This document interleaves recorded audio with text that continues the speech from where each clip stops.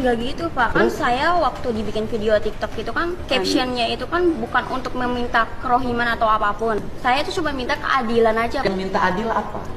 Waktu digusur itu tuh nggak ada musyawarah, cuman ada satpol PP dat, cuman Pertanyaan, ngasih. Anda tinggal di tanah orang. Saya balik pertanyaannya, tinggal di tanah orang lain harus bayar nggak sama yang punya tanah? Bayar. Kalau saya balik nuntut, Pemdanya suruh minta tagihan, dihitung berapa tahun ke belakang bayar tiap tahun. Ya Bapak kan bisa lihat dulu latar belakang saya, misalnya saya miskin atau enggak, terus mampu bayar enggak. Kamu miskin nggak? Iya, Miskin. saya mengakui. Kenapa miskin? Pengen hidup bergaya, sekolah harus ada perpisahan. Ya kan kamu merasa miskin. Kenapa orang miskin nggak prihatin? Gini Pak, mohon maaf ya Pak ya. Saya bukannya menolak kebijakan Bapak, saya Bukan kebijakan saya, itu kebijakan bupati. Iya, maksudnya apapun itu saya mendukung. Cuman jangan dihapus Pak, nggak semuanya orang itu kan bisa terima. Terus kalau misalnya kayak wisuda dihapus, terus misalnya Bapak juga ngebalik minta pajak sama saya, padahal kan saya miskin, apakah? Bukan minta pajak, saya balik. Iya. Anda miskin, tapi jangan sok kaya. Orang miskin tuh prihatin bangun masa depan. Seluruh pengeluaran ditekan, gunakan untuk yang positif, bisnis, pengembangan diri. Lah ini rumah nggak punya, tinggal di bantaran sungai. Orang tua yang lain itu menyambut gembira ketika wisuda dihapus. Keluarga ini menolak wisuda dihapus. Ya kalau gitu saya nggak usah bantu kerohiman. Anda teriak-teriak, nggak punya untuk ngontrak. Tapi satu sisi anaknya protes harus ada wisuda. Saya kan pusing dengerinnya. Ini kan ibunya mendukung. Iya, iya. Ibu mendukung saya, saya tanya semua. Bu, setuju nggak kebijakan saya? Sekolah nggak usah ada wisuda, nggak usah ada studi tour, biar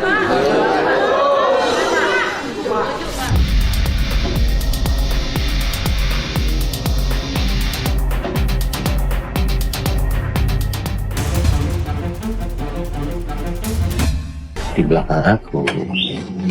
Misalkan makan, aku sering kalau di kamar mandi aku sering agak bertanya, aku cuma bodoh saya. Kamar mandi berapa 2 jam ngapain? Kecuali chatting. Kak bodoh aku. Terus aku pernah nanya sama kamu. Hah? Kamu aja sekarang diam. Karena tahu semuanya aku. Aku tahu semuanya. Kenyataannya kamu manipulasi semuanya. Dan aku nggak ngerti buat apa. Kamu tinggal minta. Aku nggak pernah bilang enggak kamu minta satu kali pun. Kalau aku tegas, itu berarti ada kebaikan di situ. Jangan menggampangkan uang. Sesimpel itu. Tapi kamu pertama dari hari pertama sampai berapa tahun yang lalu, kamu dikasih 80 juta per bulan.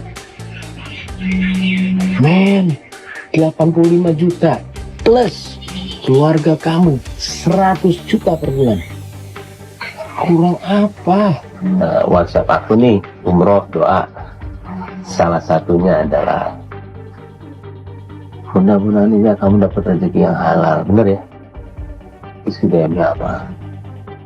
Apa isi DM-nya apa? Aku baca. Apa? Iya, aku doa di rumah Allah nih langsung nih. Mudah-mudahan dia dapetin yang dia zolimin saya.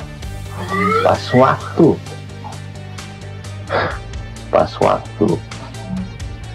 rubuh kantor yang itu tuh gimana di BSD. Ya Allah, kejawab doa gue. Kamu kira aku nggak tahu Paula Verhoeven? Tapi itu sakit banget aku sebagai suami. Aku sakit banget.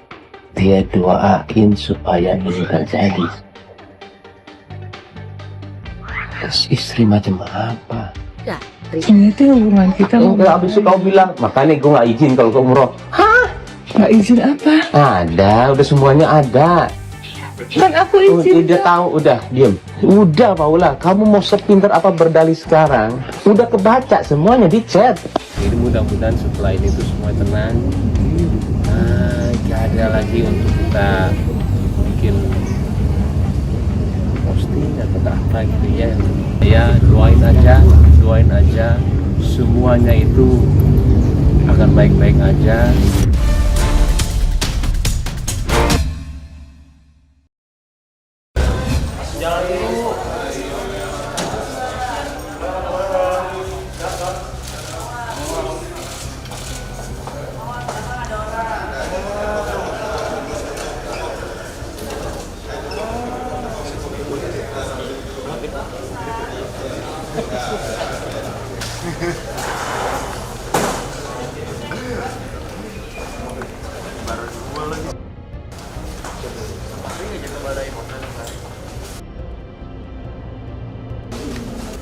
waktu dan tempat kejadian penangkapan pada hari Minggu 20 April 2025 pukul 21.00 waktu Indonesia bagian Barat di daerah Lebak Bulus, Jakarta Selatan. Untuk kronologi, dari tim melakukan analisa dan pendalaman terhadap informasi yang diperoleh sebelumnya. Kemudian setelah memastikan bahwa ada yang menggunakan narkotika dan psikotropika, kemudian tim berjalan menuju ke TKP dan melakukan penangkapan terhadap saudara FA. Saat penggeledahan ditemukan barang bukti 2 paket plastik klip berisikan narkotika jenis sabu dengan berat bruto 0,65 gram. 1 paket plastik klip berisikan narkotika jenis ganja dengan berat bruto 1,11 gram.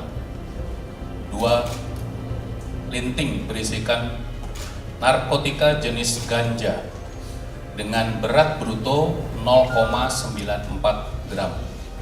1 buah botol kaca berisikan narkotika jenis kokain dengan berat bruto 3,96 gram.